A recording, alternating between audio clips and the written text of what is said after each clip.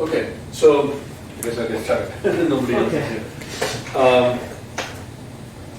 So today we will discuss quantum Fourier transform.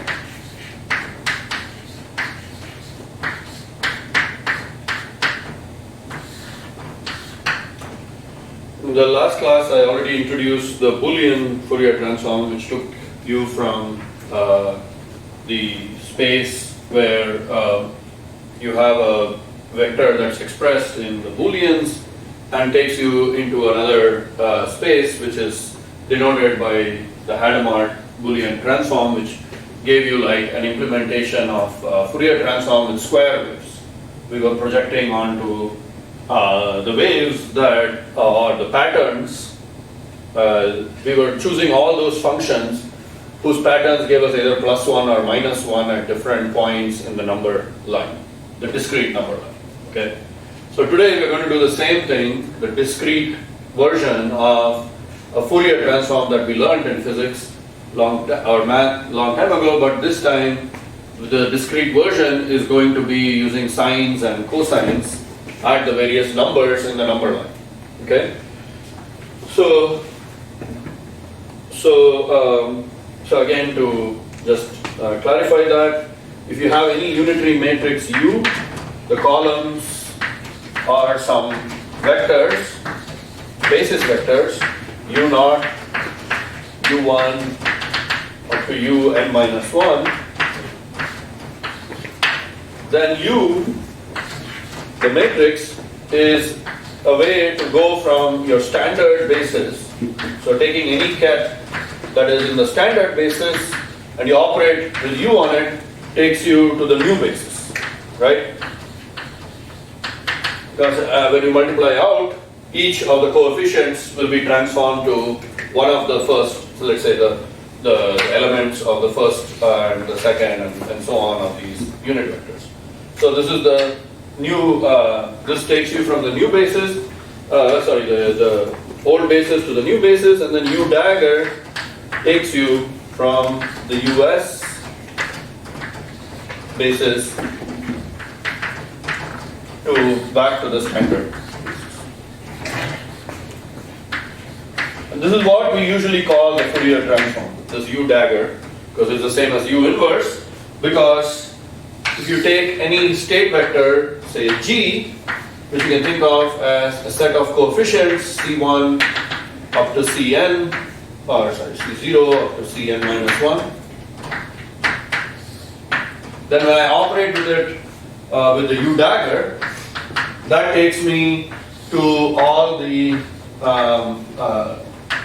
coefficients which are U0, G, so the projection of G onto all of these basis vectors is accomplished by U dagger, right? So U dagger we call as the Fourier transform, because it takes us and finds the coefficients of some function. Remember again, any state vector can be thought of as a function. It finds the amplitudes of that function into different bases, U0 up to UN-1, where the U0 up to UN-1 can be thought of as functions themselves, and the earlier functions that we chose, which was the Hadamard, so again, so US, G is the strength of G in the pattern US. And just to recall, like any function in time domain, right, from class, the standard Fourier transform, if it was just a periodic function, then we know that can be represented as some sum over n of am, say cosine omega nt plus sum over n Bn sine omega n. Right? And these coefficients an and bn are obtained by taking the inner product. So an, this coefficient, is obtained by taking the inner product of f of t with the pattern. So these are the pattern functions, say u and say some other v, and then you're just taking the pattern functions with un and vn, right? So, and the inner product in the space of functions is defined as the integral of that function with the basis function cosine omega n t, and that's what I'm saying over here, that these amplitudes which are accomplished by taking u dagger, which takes you from the basis US basis to the standard basis, right, will accomplish this particular Fourier transform. Except now, we are just using it to accomplish that in the state vectors. Okay. So the same idea. So far in Simon's algorithm or Simon's problem, this is just the standard Fourier transform.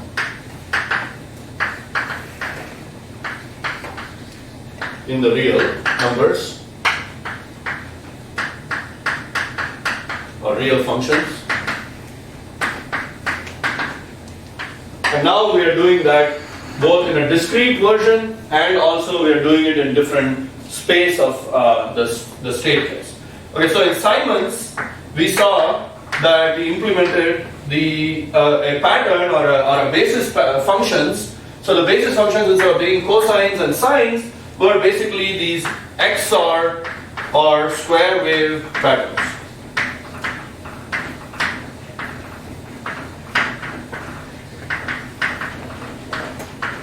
Okay? And it was easy to find how to make this transformation. The matrix U or U dagger was simply H times N. Remember? When we just implemented this Hadamard transform, we immediately got the transformation, U. That is it. So one thing we should note is that actually in all of these transforms, what we are implementing is a so-called inverse Fourier transform, because we want to actually go from the new basis back to the old basis, because in the end we measure everything in the old basis. The basis we measure in is in the basis of zeros and ones, right, at the very end. So whatever we are trying to do is to find the transform that will take us from a basis like this, which is we want to know the strength of this pattern US in the function that we have created, and to do that we usually operate with the inverse Fourier transform, okay, which inverse Fourier transform is given by U, okay. So it's a little bit confusing, if you don't need to care whether you call it inverse or forward. If you don't care, you just need to know which of these U or U dagger that you have to operate. So, and that is Simon's problem. And today we are doing Shor's algorithm.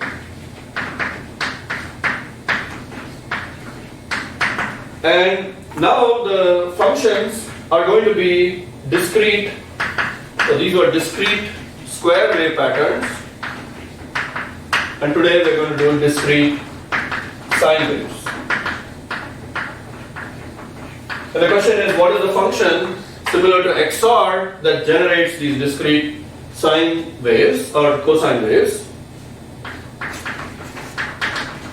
And we'll see that in a minute. And of course, the other question is, what is the unity? Yes, it's all well and good to come up with mathematical results which tell you, how that what you need is this particular function, the discrete sine and cosine wave, and you can always write down the u mathematically, but it's no good if that u, which is written down mathematically, cannot be easily implemented with a quantum circuit, right? Because that ultimately is what we are looking for, is something where we can come up with a quantum circuit for the particular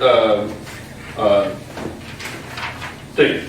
Okay, for the particular unitary that we are trying to implement. Okay, so let's show that in fact And this is called the quantum Fourier transform, of course, because in Shor's algorithm, this pattern, this unitary that we are going to make, which is implementing the transformation from this basis to that one, to the new basis, is going to be the quantum Fourier transform, because it's just like the Fourier transform in the real function space.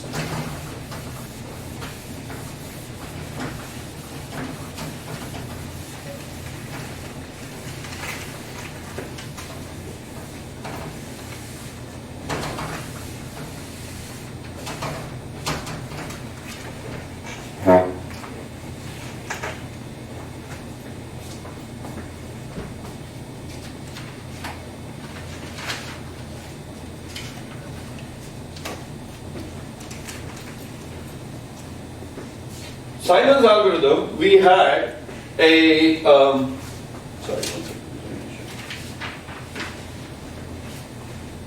in Simon's algorithm, we implemented a function f. Again, this is going back to Simon to draw the analogy. In Simon, we implemented a function 0 to the n to say notes or strings in the guitar or music, whatever you want to call it, and that function had some period f x plus a equal to f of x. Okay?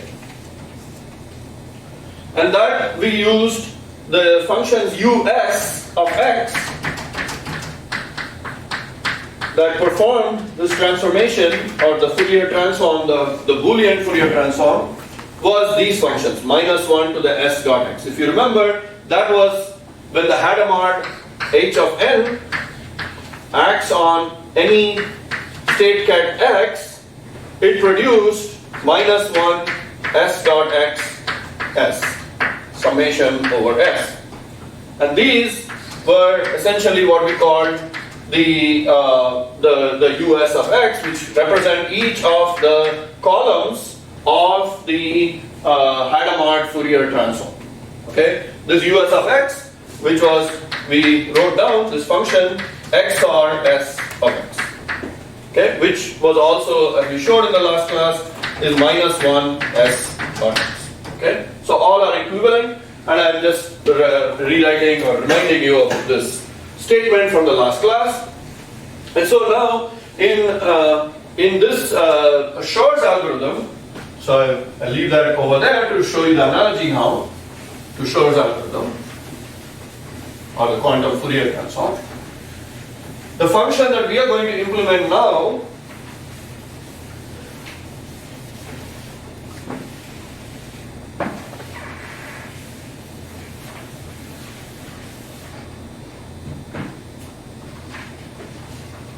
and this decomposed, or this carried out a Fourier transform on the function f of x.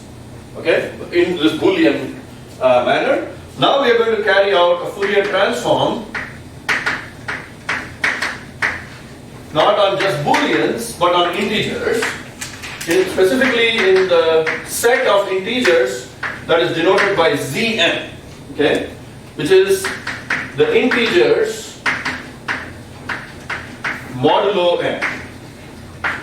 And if you don't know what that is, if you take any number and divide it by the capital N, you'll be left behind with remainders 0 up to n minus 1. Right? So any number that you take on the in the integers and divide it by the number n, you'll get a quotient and a remainder. And the remainders will be confined to the set of integers 0 up to n minus 1. Correct? So, or in fact, if it divides it exactly, you can of course make that equal to n. So instead, that all the integers from 1 up to n minus 1.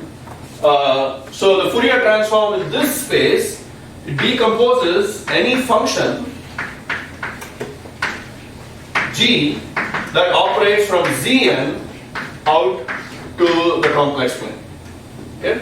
Well, so although I keep saying complex plane, almost every function we have seen so far is just a real number, right? It'll turn out that complex numbers are important in a minute when I show you that accordingly the Fourier transform, so the corresponding function, the basis function that we have to transform to, which is equivalent to to this us of x is some function us, so the basis pattern or the pattern function or the basis or whatever that we were trying to examine the strength of this function is a function of x, of course, the number, and it goes from the set of integers zn into the complex plane, okay, and will be, as I will show you, will be equal to omega n s dot x.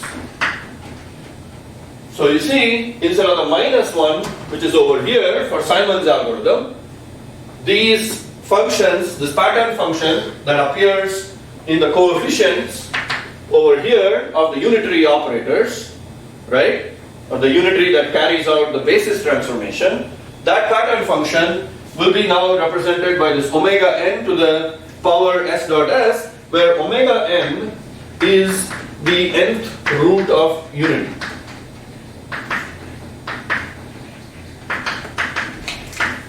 Minus 1 is, of course, the second root of unity, right? Minus 1 squared is 1, okay? Omega n is the nth root of unity, so that must be represented in the complex plane e to the 2 pi I divided by n. This is the answer. The question is, how did we get this? Okay? So now I'll show you that. And the other point I mentioned is, it was easy to compute this pattern function or to carry out this unitary transformation, right? But going from the standard basis into the new basis, it was easy to do that using Hadamard gates. We just had to apply h power n, okay? That is h to all of the single qubits. That gave us accordingly the Boolean or Hadamard Fourier transform. Now, how will we generate this complicated looking unitary matrix that we're going to get by considering this particular pattern function? That's an important consideration as well. Okay, so we'll show both. First of all, we'll demonstrate that this must indeed be the pattern function that you have to use, and secondly, we will then show you how to make that transformation using 1 and 2 qubit gates. Okay. And actually this already gives you a glimpse of the deeper implications of quantum computing, because one thing you may or may not know is that each of these sort of these domains of these functions, right? These are all functions that are operating on certain domains. Remember, this was denoted by this symbol f2n, which is a set of all n-bit Boolean strings, right? Or n-bit Boolean numbers. Right? Which represents, of course, it implements everything from 0 up to 2 to the n minus 1. It can be used to represent all the integers from 0 up to 2 to the n minus 1. Well, this is actually a field. I won't go into that, but this field or mathematical definition is also a group. Okay? And it has a group operation, which is multiplication. Which is addition in this case. For the Booleans, the operation of XOR, the modulo 2 addition, is a group operation. Do you guys know anything about groups? Have you heard anything about groups at all before? Or group theory? Little bit? Okay. I don't have much time to introduce this deeper sort of results in this field, but essentially that this field f2n and the Fourier transform in the integers modulo n, both of these are accomplished because these things are groups. In this case, the group multiplication operation is the XOR, which is the x plus a operation. Here, the group operation will turn out to be multiplication.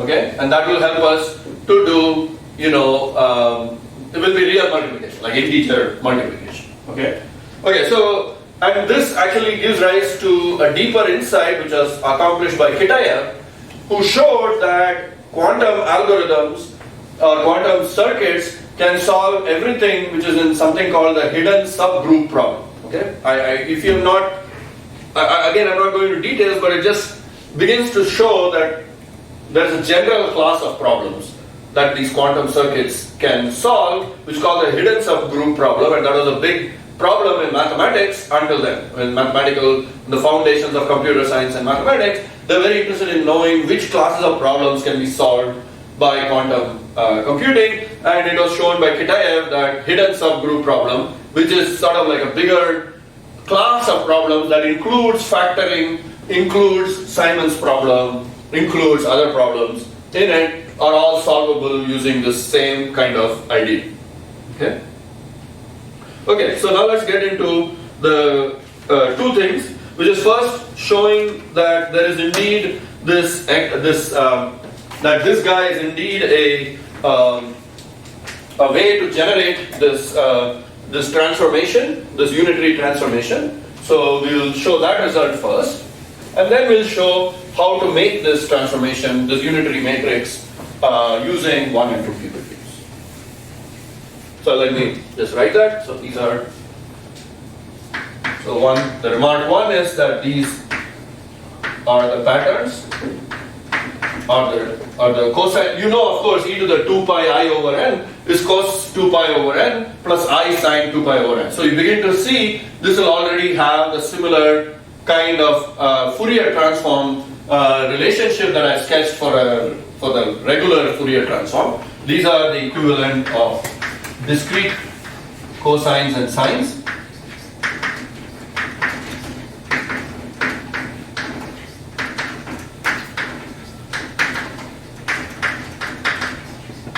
And 2 can be made by 1 and 2 cubic meters.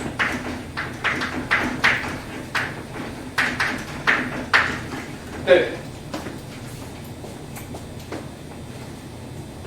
So again, maybe I'm beating this to death, but I think it doesn't hurt to keep telling you because it takes a while to sink in. Any vector f of n or f which is associated with some set of amplitudes, right, can be thought of as a function, right, which is equal to 1 over root n summation x equal to 0 to n minus 1 f of x. But obviously this function f of x takes you from the set of integers zn out to the complex plane, right? So this function x has I'm mapped every integer from 0 up to n minus 1 to the complex plane via this amplitudes of its of the state ket. Okay, and this is a state ket, is a quantum state.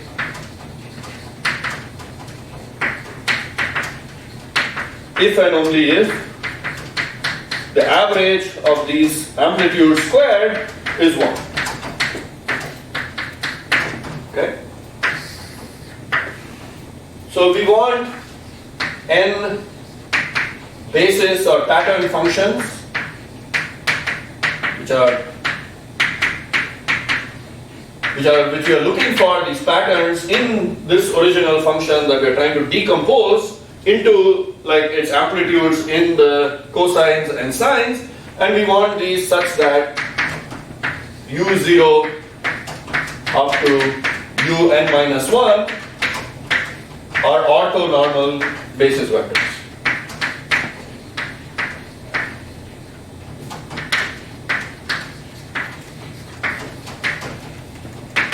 That is, we are looking for those patterns in the state ket or equivalently in the functions such that these guys, this set from 0 up to n minus 1 are all orthonormal basis vectors in the space of these functions f of x.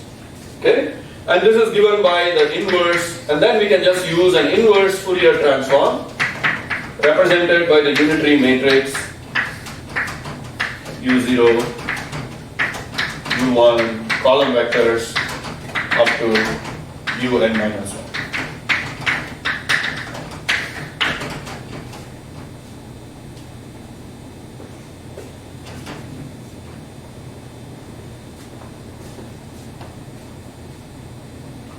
I guess I made one mistake. These are all going from 1 up to n minus 1, not 0, because the set of integers modulo n will have remainders 1 up to n minus 1. So let me just fix that in all these symbols.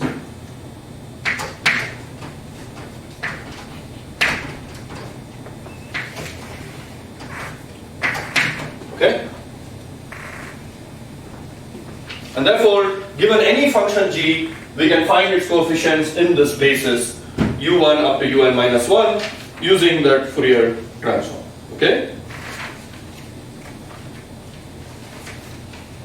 Okay, I already told you the answer. I said the answer is that these are the functions omega m s to the x. Now we prove that result. Okay?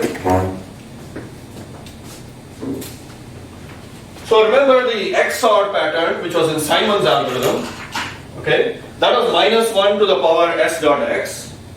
And it had a very nice feature that it was a I'll just write down that feature in a minute.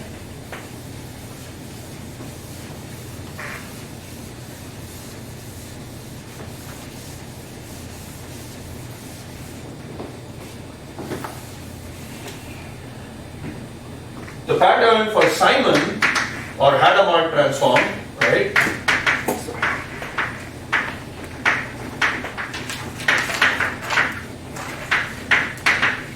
Was the basis function us of x is equal to minus 1 to the power s dot x. Okay? And this has the feature us of x plus y is equal to us of x times us of y. In fact, these us are representations of the group elements x and y because they follow the same group multiplication tables. So these are in fact called the character of that group representation. Okay? Again, going back to the sort of bigger picture of why all this works, but we want to have the same feature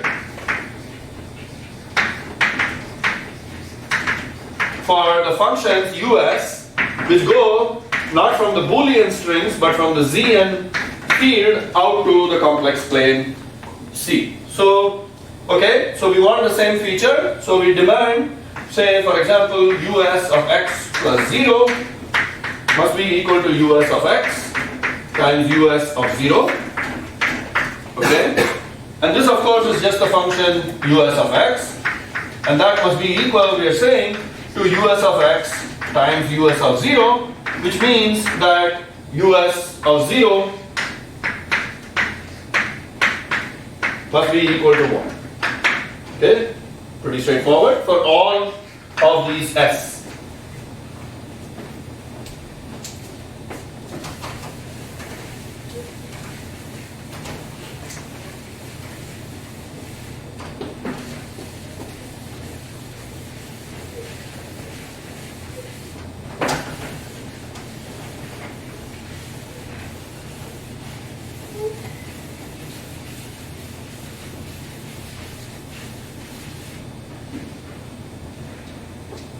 And we also know that us with x plus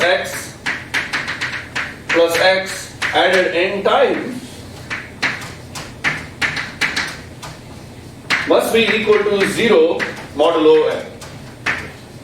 Right? Because x belongs to the field 1 up to n minus 1, so adding it to itself n times by definition will give us the 0 remainder.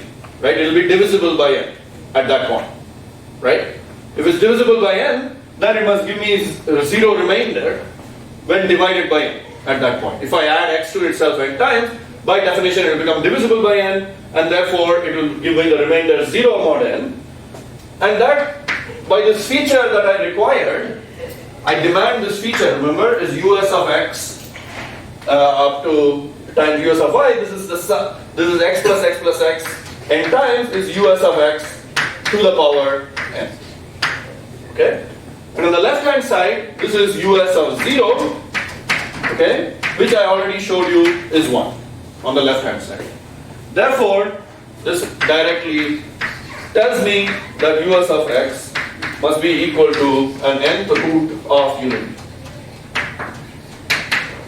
And that immediately forces us to adopt the complex numbers as well. So like you could have tried to demand all this without complex number, but as soon as you require that something added to itself n times or to the power n must be equal to 1, then you end up with the requirement that us of x must be complex, and that of course is e to the 2 pi I divided by n. So this is the sort of, proof assuming this particular result, which is true. This result is true because us of x is a character of the group of these Zn, this set of integers modulo n.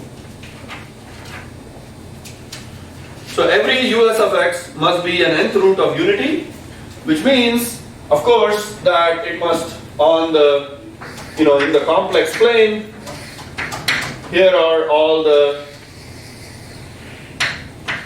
the nth roots of unity. So you have omega n is cosine 2 pi over n plus I sine 2 pi over n. And then you have omega n squared, omega n cubed, etc. And I had here obviously chosen something like omega n is equal to 16, right? So I divided up the quadrant into 4 parts, so this was n equal to 16. So that is 16 here. So omega n to the 4th is the same as pi over 2, and so on and so forth until you come back after n multiplications or n powers back to 1. And now we can represent this just like we represented the pattern for the XOR function, which was this -1 s dot x, was just a square wave, right? Remember in the last class I drew that square wave, and in the same way I can draw the function that this transforms or that this represents quite simply. And let's say we just look at the real part of this function, then it's written down as real part of u0 of x, right, is simply the function, the constant function or constant basis at every number from 1 up to, in this case, 16 or 15, sorry, right, will be the same. And then if you want, you can always look at the other functions from 1 up to 15. This guy will now have, say, u1 of x, again, real part. u1 of x will have basically, according to that, you can basically you can show easily that this will have some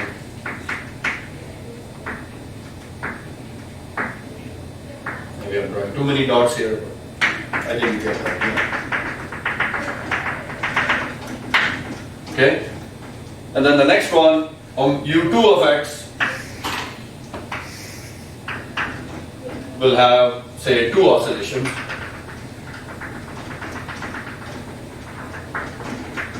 Okay, so in this way we see that these pattern functions indeed look like sines and cosines, which we knew already.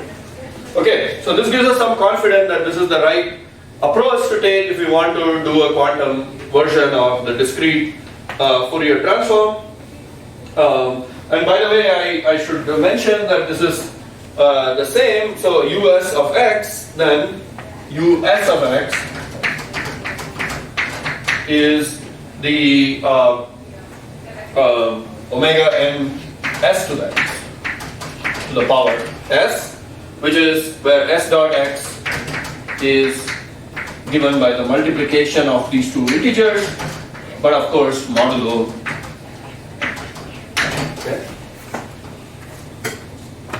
Sorry, I should have mentioned. That's how you define the us. Just like you had -1 to the power s dot x, this guy is omega, us of x is omega n to the power s dot x. Okay.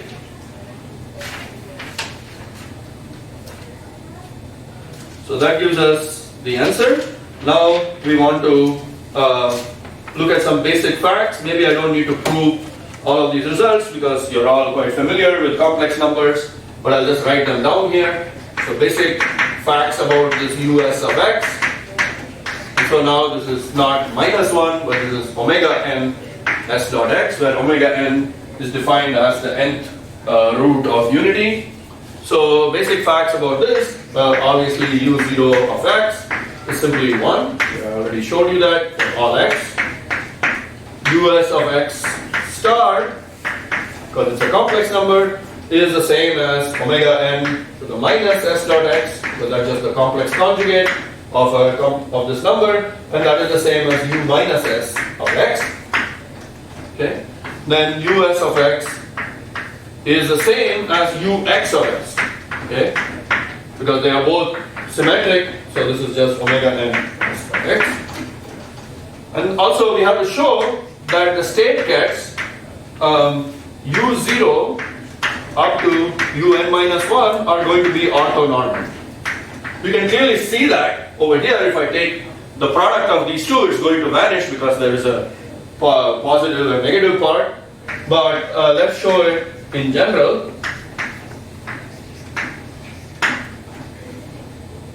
And the proof is simple. Let's write down the state gets u0 up to un minus 1 and just take their inner product.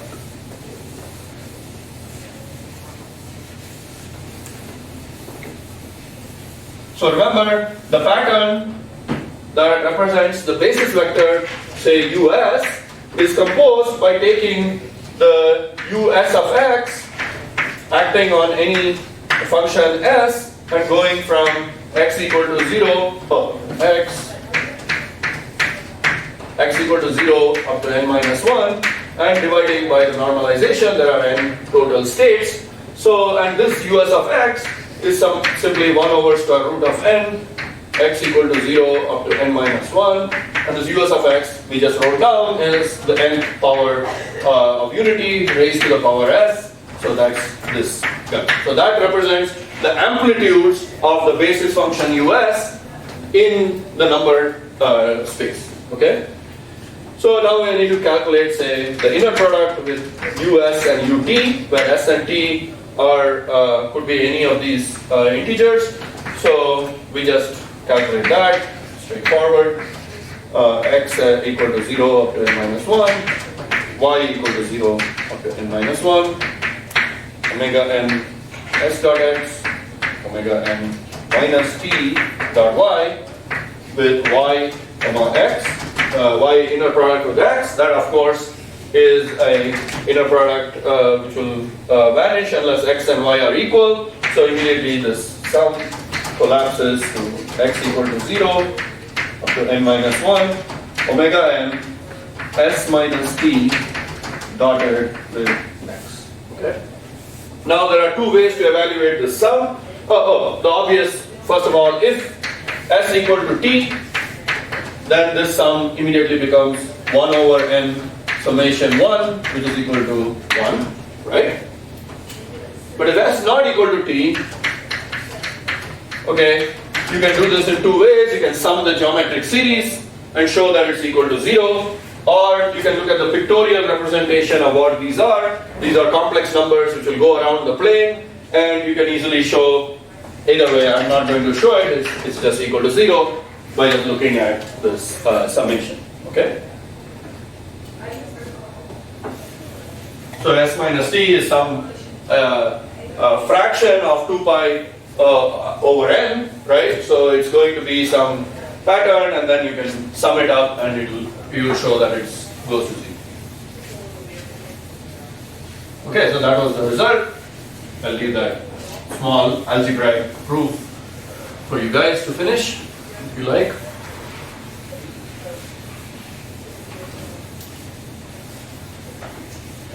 Okay, so that was the result. So we showed that these us that are formed by taking a pattern which is given by these discrete cosine and sine Fourier transform or cosine and sine waves is indeed a orthonormal basis set, which means that the matrix U, which is governed by taking these amplitudes u0, u1, which I just wrote down, etc., is unity.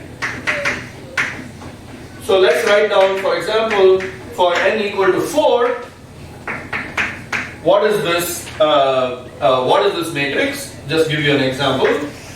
And remember that if you want this U is going to take you from the u basis, which is in this case the cosine and sine basis, into the standard basis. So here is the answer. So again, like before, we'll write x on the rows and s on the columns, just like we did for the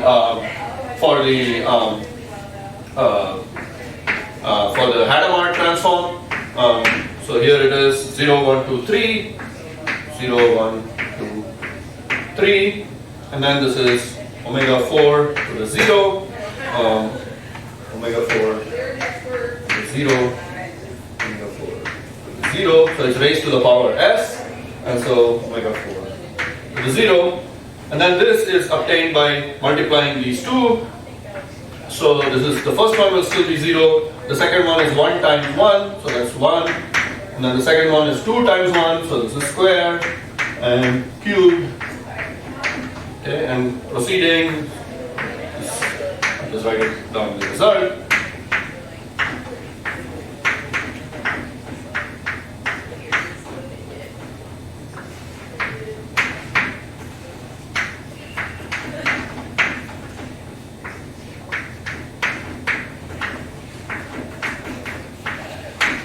Right?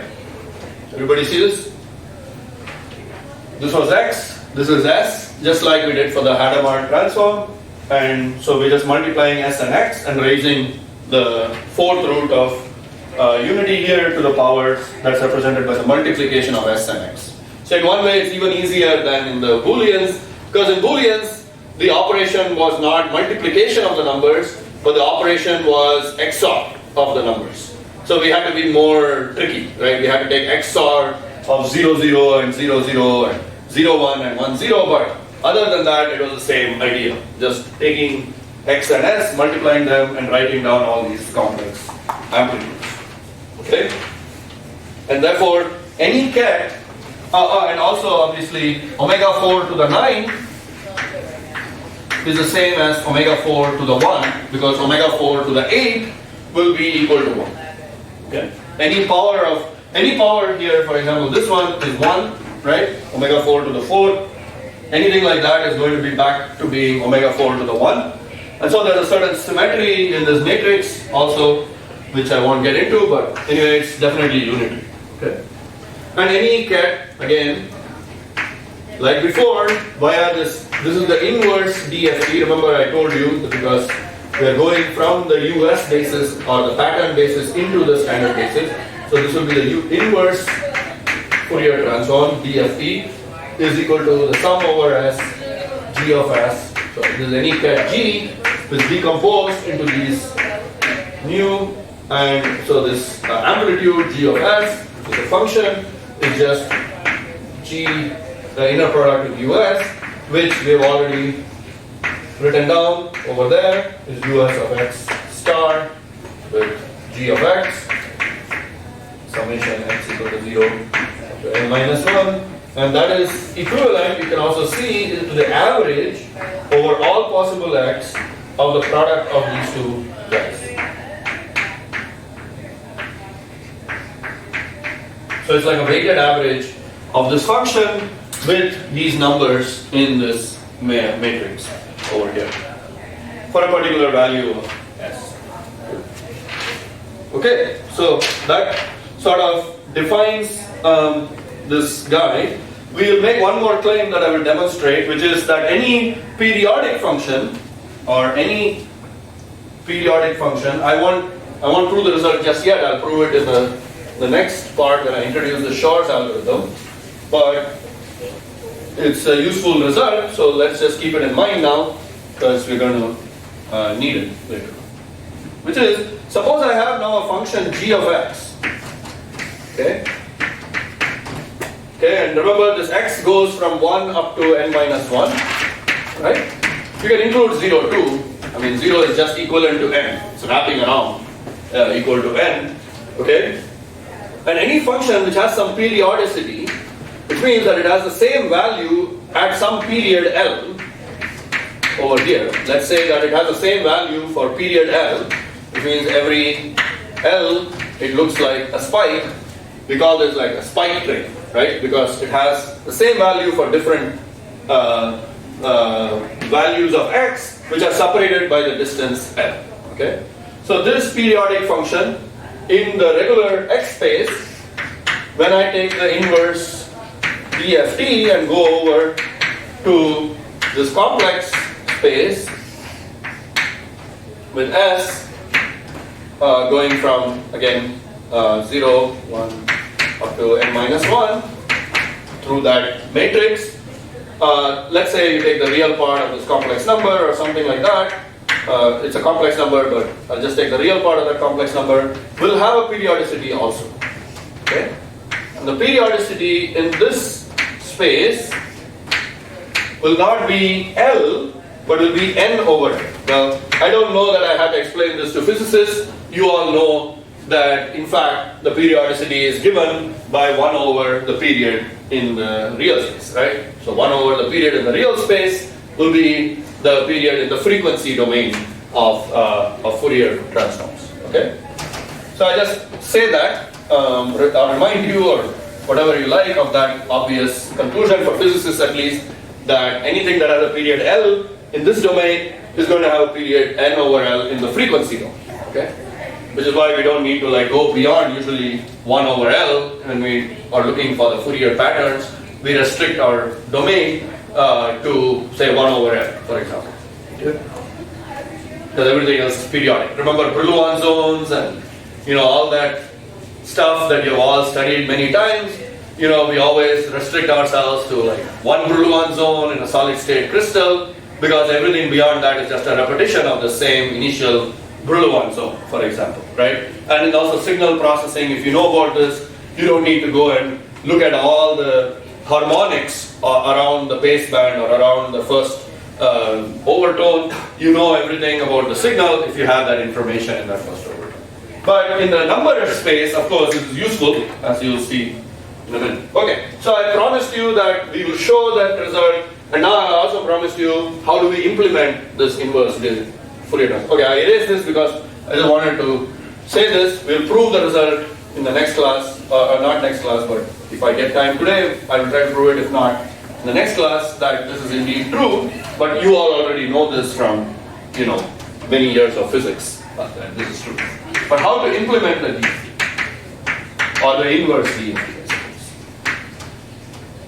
This is the real question, isn't it? With quantum circuits, is it easy to construct that unitary matrix that I just wrote down on the other side? We have to implement this unitary transformation, and we have to do it using 1 and 2 qubit gates at most, because otherwise, as we know, it's hard, it becomes hard. In experiments, you are lucky if you can implement good 1 and 2 qubit gates. Certainly going beyond that will make things harder. Okay, so we're simply going to do this by example. Okay? Let's take n equal to 16. Okay? For n equal to 16, the number of qubits that we're going to need, small n, is just 4. Right? Okay. So any x via DFT or inverse DFT 16 will be represented as 1 over root 16 summation s equal to 0 up to 15 us of x star times s. And this is omega n or omega 16 to the minus s dot x. Right? We just wrote that same thing for a general function. Now I'm writing it for this.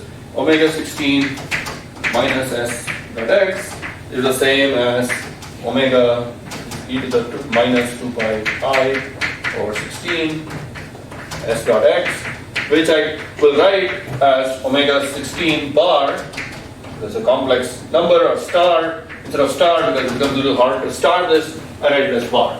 Okay, just representing the complex conjugate of this first root of unit, 16th root of unit. So if I take for any 0 lesser than equal to x lesser than 16 or lesser than equal to 15 if you like, DFT matrix that we just wrote down there acting on the state x, okay, will be, you can write it down, 1 over 4 0 0 0 0 plus omega bar x 0, 0, 0, 1 plus omega bar 2x 0, 0, 1, 0 plus omega bar 15x 1, 1, 1. Right? Pretty obvious, right? It's just from this definition over here, which also comes from this unitary matrix over here. Of course, it's hard to write the 16 by 16 unitary matrix, so I just wrote it in this form, make it a little easier to look at. Okay. So 15 by 15 unitary matrix, or in this case, we're just going to write this as a 4-qubit quantum circuit. Okay. But of course, look at this state. It looks highly entangled, right? It's got every state 0, 0, 0 up to 1, 1, 1, right? And I remember when I told you about entanglement, I said if it's a state which has to be written as alphas times every possible qubit state, then it's going to be a highly entangled state unless there's something very special going on here. And the speciality, which I'm not, I'm just going to state it without proof because you just have to multiply it out to check it. It's fairly easy. The claim is that if I call this star, this equation, which is the DFT matrix acting on a qubit state, or the numbers from 0 up to 15, okay, is equal to the following, that star is equal to the following state.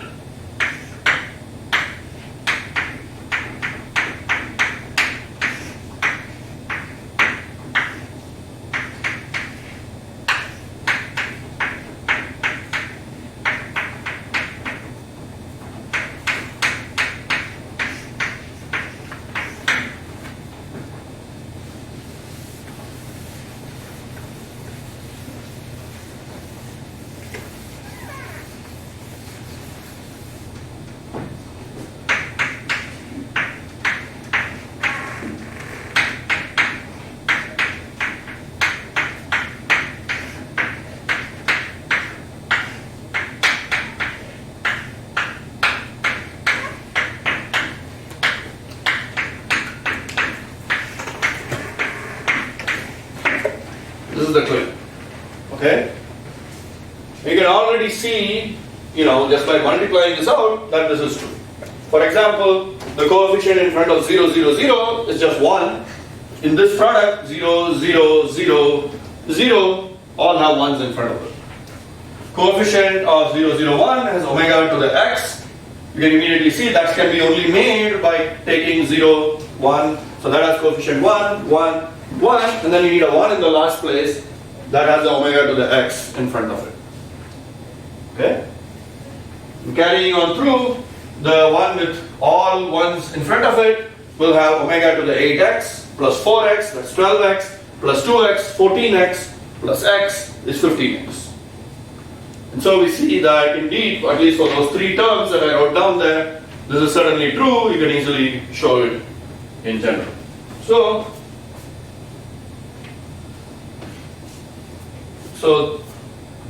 this is very interesting. And x, of course, remember, is also got 4 bits. So it's got x0, x1, x2, x3. Those are the 4 bits in the bit string x, which is representing the numbers from 0 up to 15. Okay? This result is clearly unentangled. It takes each individual qubit, right, and is just clearly an unentangled product of those qubits. The only problem with this state is that the rotation in front of any particular state depends on the number x. So we'll need to somehow know which number x is being used in the thing, but we can't know that because x, that's the unknown that we're trying to find here. Okay? So the challenge then is each output qubit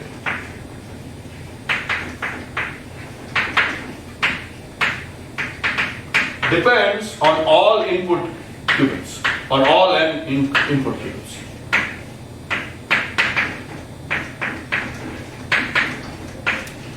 It seems like we're going to need complicated logic gates which are controlled on each of the individual qubits, x0, x1, x2, x3. Right? Each of them will be needed to calculate the phase that we have to implement on the output qubit, let's say the most significant output qubit here, or next one, we'll need to know every input qubit value, or we'll basically need to have a control operation that requires the 4 qubit control gate, for example, here, right? Because we're going to need to know the values of each of these x0, x1, x2, x3. And we will show that in fact all you need is 1 and 2 qubit gates. So this is the remarkable thing about this seemingly complicated looking state. Okay? And the best way again is through construction. An example.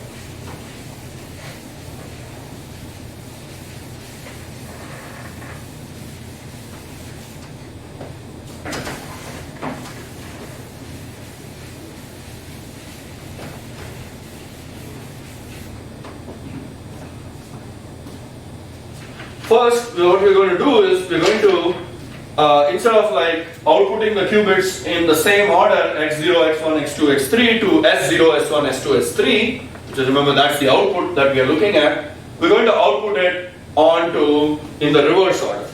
Meaning, what we're going to do, it'll be easier just if I just draw it, is I take input qubits x0, x1, x2, x3, I'm going to connect them to not S0 as you would expect, but S3, S2, S1, and S0. Okay? So in this state, right, so the 0th output, or the 0th wire, here, to do the 0th wire, need 0 plus omega bar into x plus 1 divided by root 2. So I need like a controlled rotation, it looks like, that's dependent on x0, x1, x2 and x3 to be outputted on the S3 qubit. Okay? But in fact, no. It only depends on whether x is even or odd.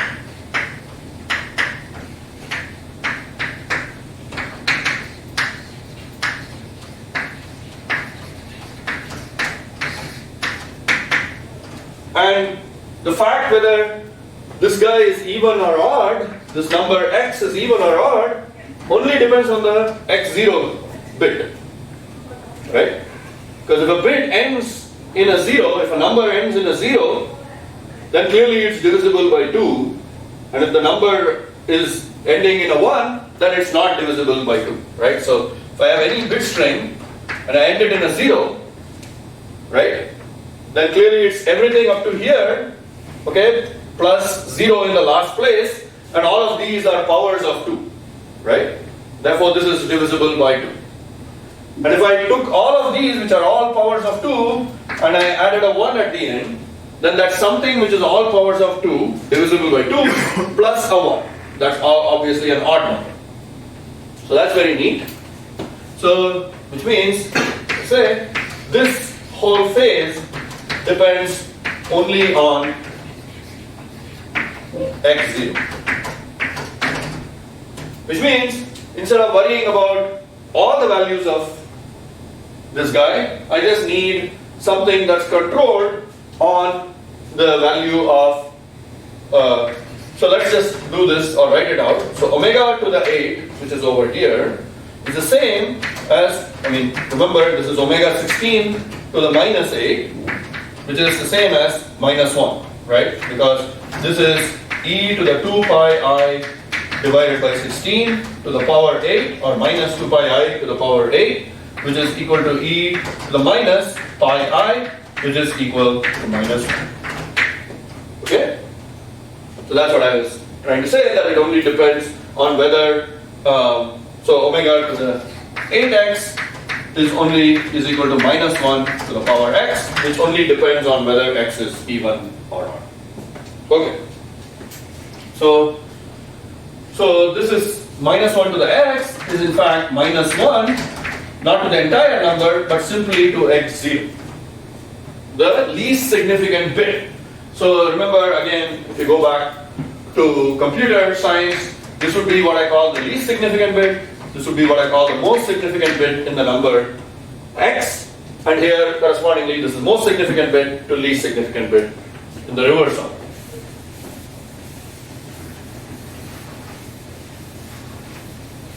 So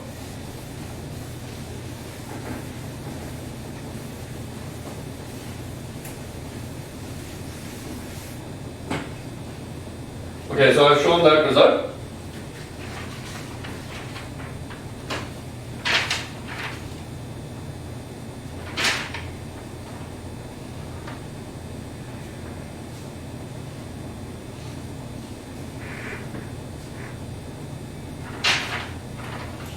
And right. So now let's write the state 0 plus that omega 8x has now been shown to be nothing but minus 1 to the x naught 1 divided by root 2.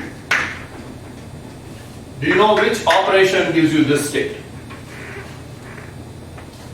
You may remember this from the earlier lecture. Which operation or unitary gate gives you a state like this on the state x naught? So the state x naught is 0. What will be the sign? If x naught, remember, is a qubit, it can be either 0 or 1 or a superposition, of course. But if it's 0, I get plus. If I get 1, minus. Which unitary gate will give me 0 plus 1 divided by root 2 when I operate on the state 0, and 0 minus 1 over root 2 when I operate on the state 1.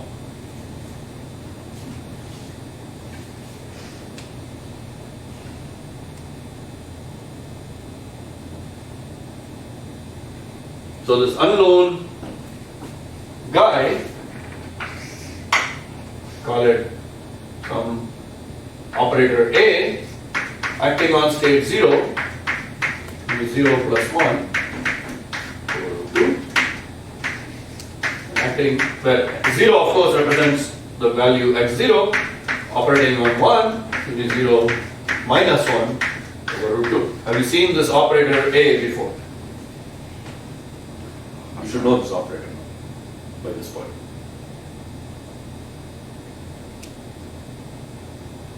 Which one? Hadamard. Thank you. Operator A is just Hadamard acting on the state x naught. Okay. So in that first wire now, it is, I'm going to write the Hadamard at the very end here because as you'll see in a minute, you're going to need that space.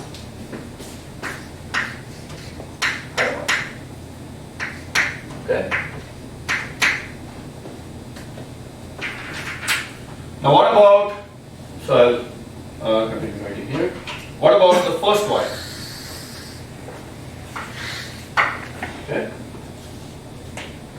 Now I need 0 plus omega 4x 1 divided by root 2. Now omega to the 4, omega bar to the 4 is minus I, okay, which implies omega bar 4x is equal to minus I to the power x, okay, depends only on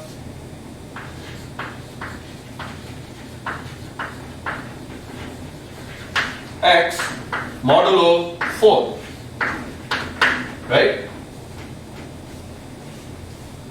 Because again, if I write, simplest way is just to simply show it, omega bar to the 4x is equal to omega 16 to the 4 times x0 omega bar 16 x0 plus 2x1 plus 4x2 plus 8x3.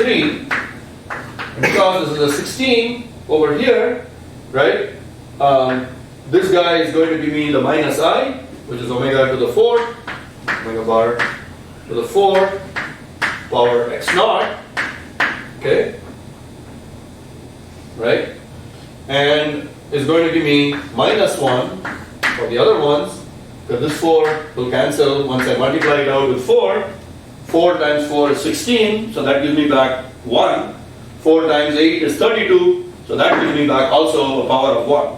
So both of these become irrelevant, right? The actual value becomes irrelevant because it's always power of 1. Okay? So the only ones that matter are these two, which gives me omega bar to the 4 x naught and minus 1 to the power x1. Okay? So we need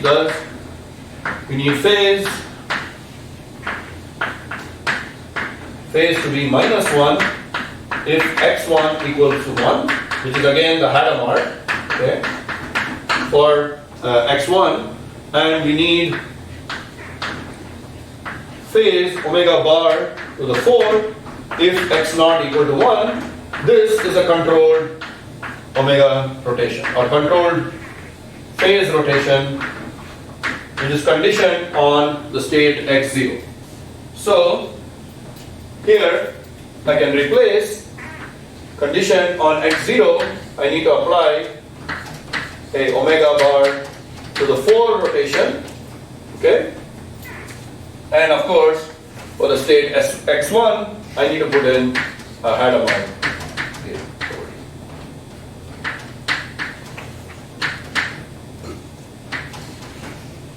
Okay.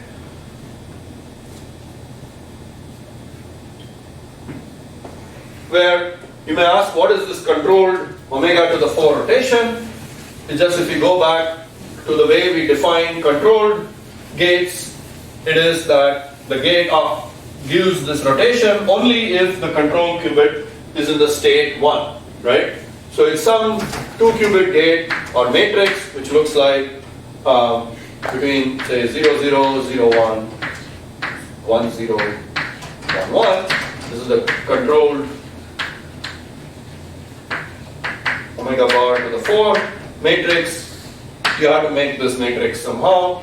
0, 0, 0, 1, 1, 0, 1, 1 will be 1, 1, 1, and then omega bar to the 4. And of course, 16 for this case. But any general situation is just to the power of that. Okay, we can carry on in this fashion. It's pretty easy to check what will happen if the first qubit, if for example in the next one, if the first qubit is a sorry, one second, the last one. Okay, no. Take it here.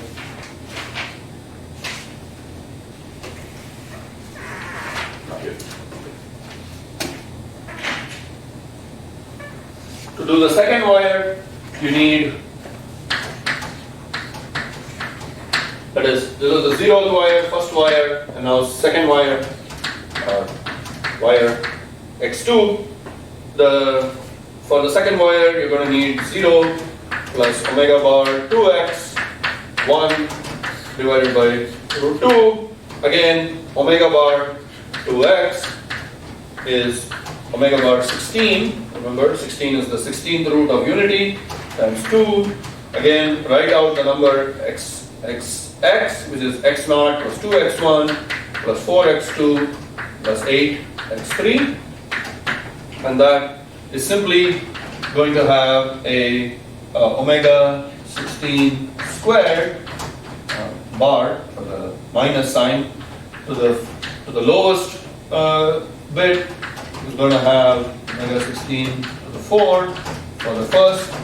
Now you're going to have omega 16 to the 8 for the to the 8 or the x0, x2. Pretty straightforward to check. And of course 8 times 2 is 16, so the x3 bit drops out of the equation.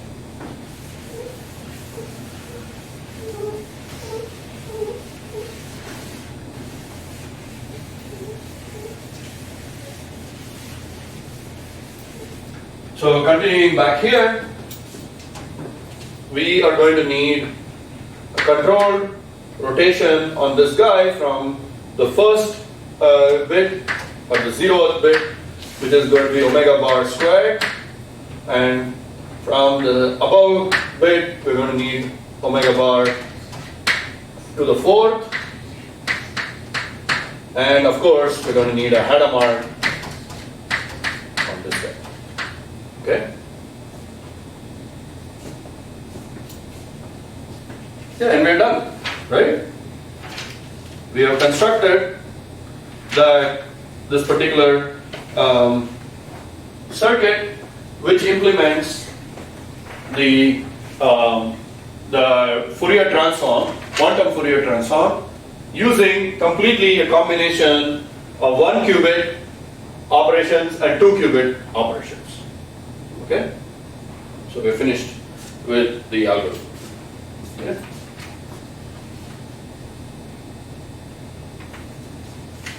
Did I need anything else?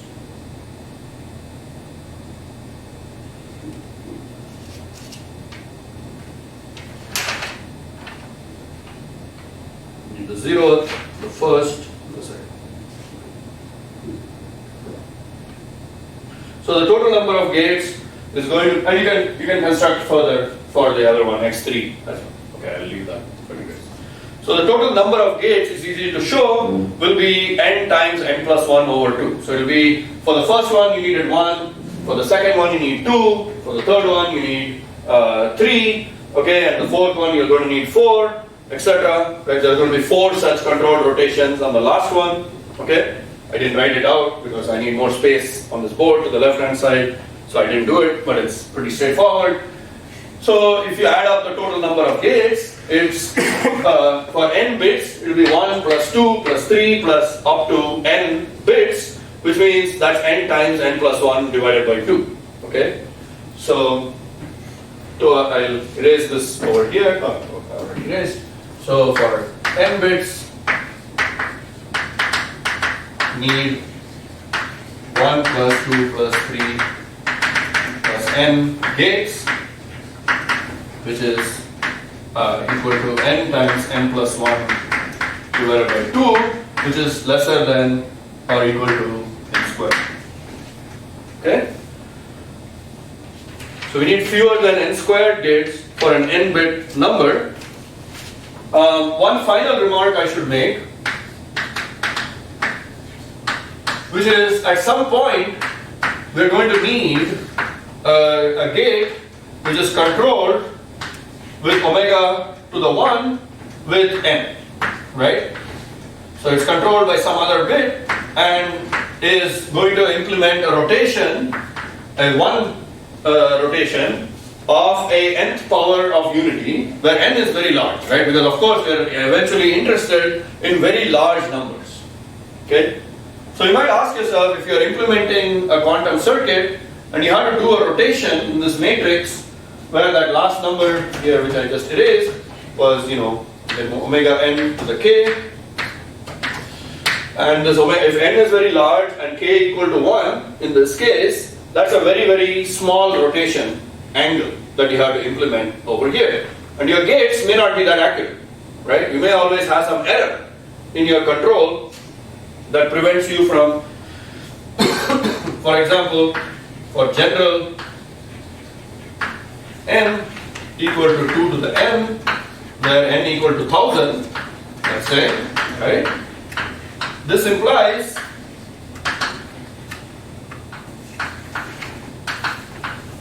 two to the minus 1000 of unity phase shift. Seems pretty hard not to make a mistake here. 2 2 to the minus 1000 is almost impossible even to represent, right?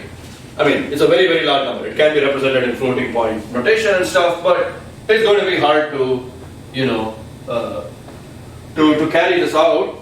But luckily, it has been shown that in fact this quantum circuit works approximately pretty well if you chop off any of these rotations that are extremely small. So there's a theorem I just state without proof. If you delete all gates where controlled, the controlled omega to the n bar 2 minus 2 to the n minus k minus 1, where k greater than or equal to log of n over epsilon. Again, as I said, I'm not proving this. If you delete all those gates, if you delete all these gates which have these small powers, okay, the resulting circuit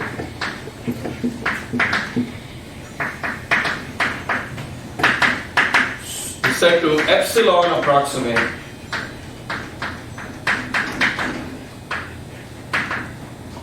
the DFT. Okay? Alright. Okay? So, for example, if you want epsilon on the order of 1%, so you want a circuit that to 1% carries out the quantum Fourier transform, then and n is equal to 1000. It turns out that k, you can delete all the gates beyond the level 5. Okay, it's log 10 to the 5, which means this is equal to 5. Okay? Because 10 to the 10 to the 3 divided by 10 to the 2, minus 2, that's 10 to the 5. So any gates beyond the level 5 below, like you could imagine there are gates up to say level 5 down here, away from their initial point, you can delete all those gates beyond that and you'll be fine. The quantum circuit will produce the DFT to 1% error, which is pretty good. Okay?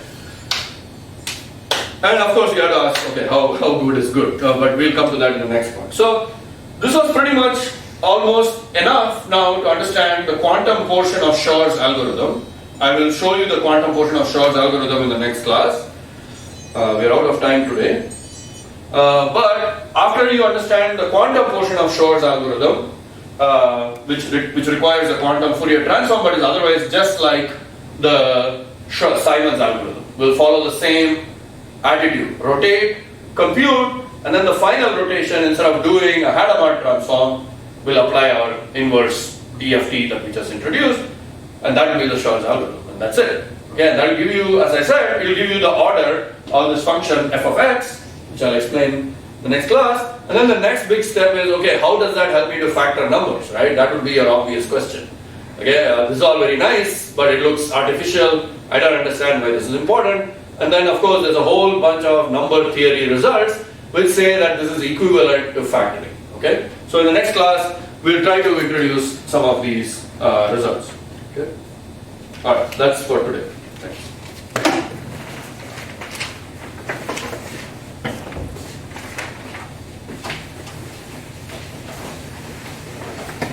Yeah.